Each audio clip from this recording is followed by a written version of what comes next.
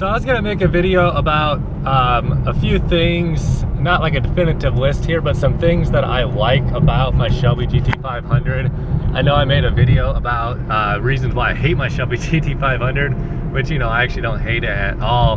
But just some little things that I've been thinking about that I really like about this car, just small, unappreciated things kind of. So the first one is actually the mirrors. So check out these mirrors. I'm gonna roll down this window and let you look at it.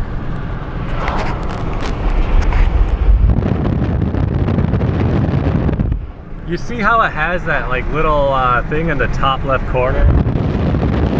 So it's like a rounded kind of mirror. And at first, like when I got this car, I was like, wow, that is like such a weird thing to have on this car. Like, it's so goofy. You know, that's like something you would have on like a box truck or a semi or something like that. But over time, I actually, you know, I think that every mirror in every car should be like that, because like the very top left outer corner of the mirror, you don't use that to actually see anything anyway. And like, it adds so much value to visibility. Like it totally like eliminates your blind spots in a way, because like the rounded mirror, you guys know how they work probably. It lets you see basically like directly back in like your blind spot, and it's just very beneficial. It's on both sides of the car, so I have actually found that to be very beneficial. And I mean, I think all cars should have that. Like, that's like a $1 feature to add to a car.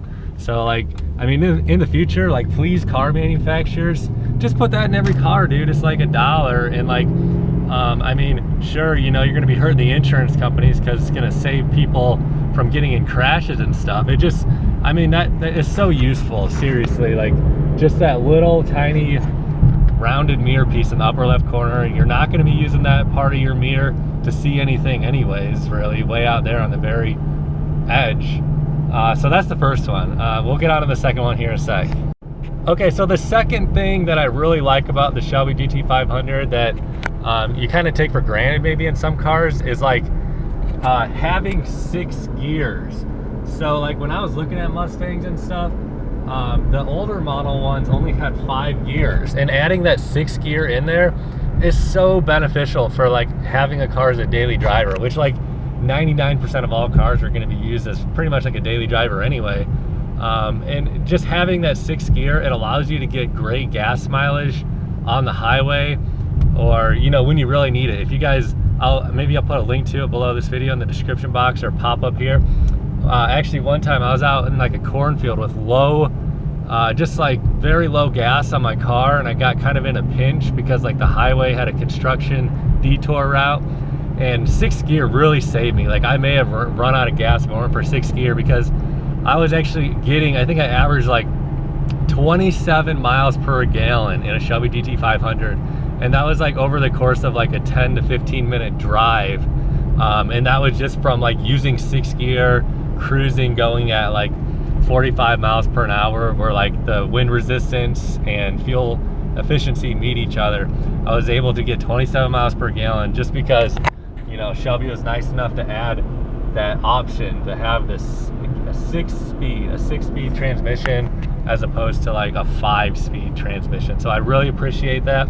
It's a small thing, but it makes a big difference, especially when I was looking at cars, because, you know, sometimes I do go on long trips, and you know, I didn't want to be getting really crappy gas mileage for, you know, long trips. So I really was looking for a car that had a 6-speed rather than the 5-speed, just to have that better fuel efficiency option. So that's reason number 2. Okay, so the third thing that I really like about the Shelby GT500 that you know, you kind of just take for granted in cars sometimes is visibility. The visibility in this car is really good, especially, you know, like I actually test drove some Camaros before I bought this Shelby GT500, and the visibility, like anybody who has a Camaro, or if you test drove a Camaro, you know the visibility in Camaros is just like terrible. Like here in the Shelby GT500, like I can remember like looking out the back or whatever in the Camaro, like you couldn't see jack, you know, just you could not see out the back, like period. And in this car, like looking out the back is not restrictive really whatsoever. And there's the side little windows there, the back side windows. those are actually like pretty decent where you can see through them. And again, going back to the mirrors, like the Mustang, Shelby Mustang anyway, I'm not sure about other versions of Mustang, they were smart enough to add in like these little extra rounded mirrors right there that are really just so beneficial to help your visibility. So visibility in this car is, you know, the Shelby GT500 visibility, I really appreciate it. It's like a small thing, you know, it's small, but visibility is really important. Like you want to be able to see where you're going, because I mean, if you're driving a car and you can't see where you're going, it's just going to really take away from the driving experience, because you're not going to be able to like shift lanes and move around and just have fun, because you're always going to be worried about running into something. But with this car, honestly, at this point, like I've been driving this thing for like 2 years, I'm at the point now where I can just like look at the mirrors almost, like, you know, sure, I'll glance over my shoulder, but like I'm comfortable just pretty much using the mirror to shift lanes. Like I can just look behind me and in that mirror and know that nobody's there because of the rounded thing on the outer corner again. So visibility all around is really good. Little Popo sitting up here. Sometimes there is a cop. Is that a cop even? Yeah, it says police.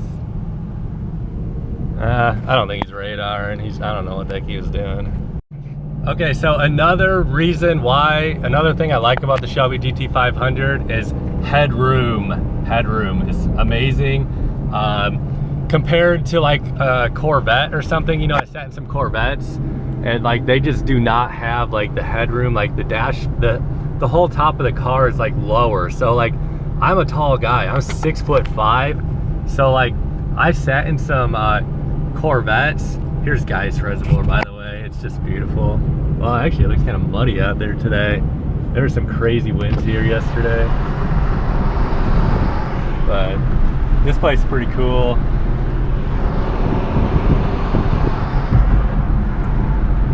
Yeah, but in the Corvette and, you know, like a lot of sports cars, you know, they're not really great for taller guys, because like, I mean, this little pillar thing is like literally like right across like my vision, like right where I would be looking straight forward. There's like a bar, you know, and like my head just barely fits inside the Corvette. So for a taller guy, like a muscle car is, or, you know, the Shelby GT500 anyway, I can speak for firsthand.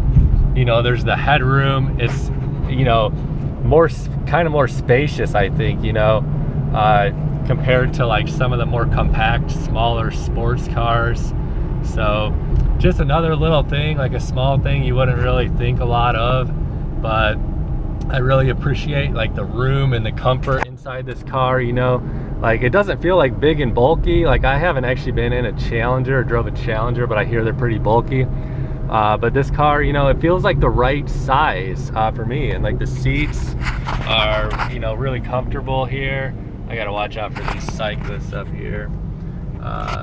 But yeah, man, this car is comfortable. It fits me well, and I'm 6'5". And you know, I did look at some Corvettes and stuff, but they're just like, you know, I honestly, I couldn't use a Corvette as a daily driver really, personally, for me, because I mean, I feel like having that bar, like, you know, the top of the car right here, right in my face, just wouldn't be cool, you know, to have as a daily driver. It'd take away from the driving experience. So the Shelby fits me well. So that's another thing I really like about this car that you might just take for granted. Okay, another thing that I really like about the Shelby GT500 is the reliability. So like a lot of cars, like performance cars, you hear like horror stories about the reliability, you know, just anything like European cars, you know, whether it be like a Porsche, BMW, even like I recently saw a video about some major problems on like the Challenger Hellcat, like the pressure plate or whatever tends to go out like within like 5,000 miles or so of buying the car.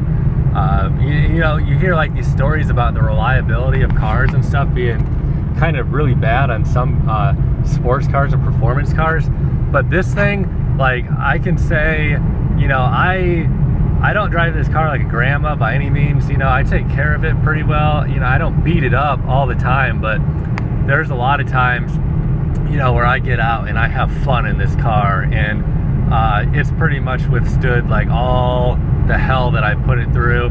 You know, there haven't been any major problems. The car hasn't like, you know, broke down on me on the side of the road, or I haven't like, nothing has happened to the car that's been to the point where I have to like take it to a shop and have like some sort of major repair done or something like that. So the reliability of this thing, it can withstand a beating, and it's fun to drive, and it you know, it's just a great daily driver to have fun in. You just don't have to worry about the car breaking down on you and high maintenance costs. I'm going to do another video here shortly about actually how much it costs to drive a Shelby GT500. That's been on my list of things to do. Just been kind of distracted and occupied, you know, doing other things within my business. So I need to get back in the flow here, doing more videos like this. But that's another thing that I like about this car, is the reliability. So that's that one. Okay, so another thing that I really appreciate about the GT500 is actually something pretty minor and something you'd really take for granted, but it's the parking brake. Just, it has a normal little parking brake handle right there. And you know, I was watching a video on the internet the other day on YouTube, I believe, and you know, it was about the Challenger Hellcat, and apparently the Hellcat has the parking brake is like a foot parking brake all the way on the left side. You know, like basically it's got 4 pedals down there, one for the parking brake on the far left side. And that just blew my mind. Like, that reminded me of my 1988 Dodge Caravan that I drove back in high school, my first car. It had that parking brake on the far left, and I just freaking hated that thing because, like, you know, I mean, you don't have to use a parking brake in a car like this to kick the back end out or go sliding or whatever. You know, you can use the power of the engine, obviously, but in the 88 Caravan, when it snowed out, I like to pull that e-brake, or I guess you should say in the minivan, I like to push on the e-brake pedal to, you know, slide the back end out and just, you know, slide around parking lots and stuff in the snow. So I mean, come on, like Dodge, why do you have your parking brake as a foot pressing lever on the far left side? Like, that makes no damn sense. Like a sports car, muscle car, I think you should just have the normal traditional lever right there.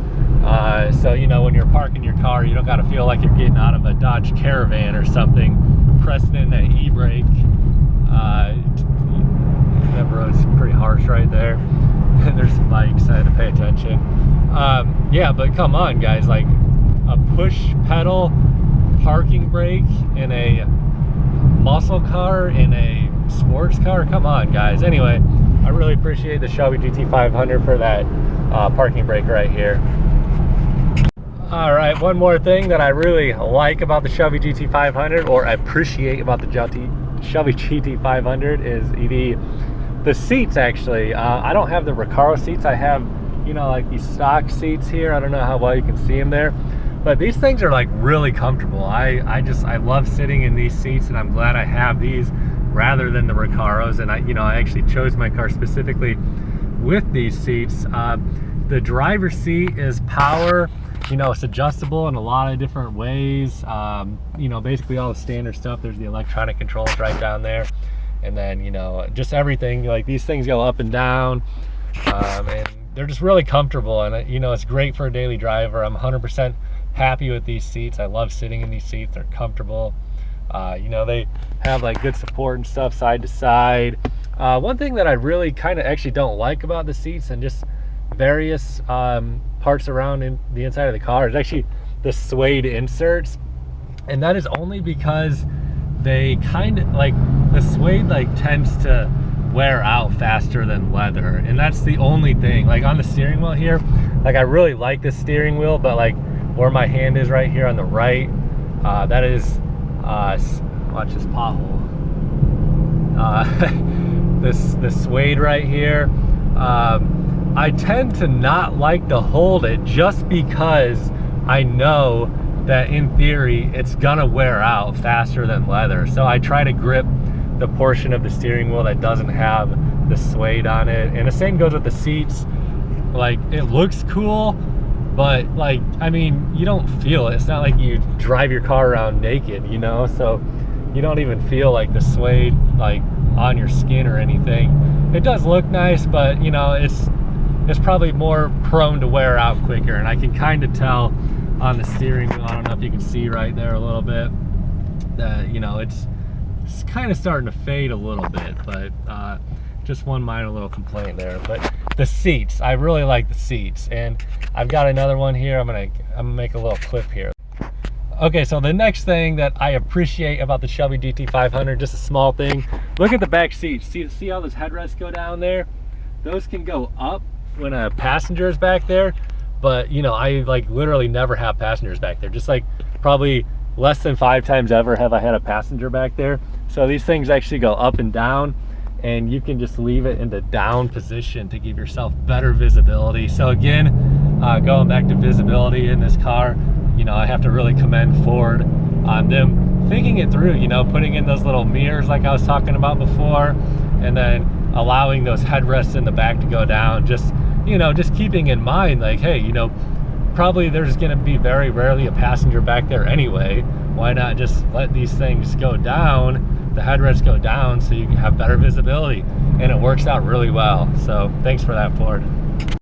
Okay, another thing that I really like about the Shelby GT500 is actually the interior. Now, this car, you know, I've seen so many people hate on the interior of this car, but I think it's great. Like, sure, you know, like maybe it's a little bit cheap here and there compared to like a Mercedes or something, but like, I think that this just looks beautiful, and like all this looks nice, and you know, everything just, you know, it's nice. Like, I mean, sure, like some of the stuff is a little bit plasticky, but still, like, this is like kind of like a rubbery feel. I mean, it's pretty nice. I really like the inside of this car. It just, you get in this thing, and to me, it just feels like you're getting into something a little bit more special than, you know, like my Honda Accord I used to have, or something like that. Like, I like the interior of this car. It's basic, it's minimalistic, pretty much. I really don't want anything super fancy like that, so I'm happy with the way it is. You know, I got the this little screen here, which is nice. It's a touch screen, so you know, you can flip over to like climate or whatever and turn it up and down. But you know, I really don't even use that too much, honestly. But overall, you know, like the gauges and stuff are nice. One minor complaint I guess I have here is the steering wheel kind of gets in the way of the tachometer from my perspective, my point of view up here. So over there towards like red line, kind of, what's going on here? Stop. Okay. Yeah, just that's kind of one minor complaint there, that it's not always super easy to see the red line, but usually that red line's coming so fast you don't have a time to take a look at it anyway. What is going on here? Some people just don't know how to drive. That's funny. Look at this. Alright, I think we're good to go here. Alright. That guy looks so frustrated. Like, you guys are idiots, man. Just drive. Yeah, but anyway, the interior of this car, I like the interior of this car. It's just what I want. It's nothing like super special or anything, but you know, I don't want anything like that anyway. I like to keep it basic and simple. So that's that one.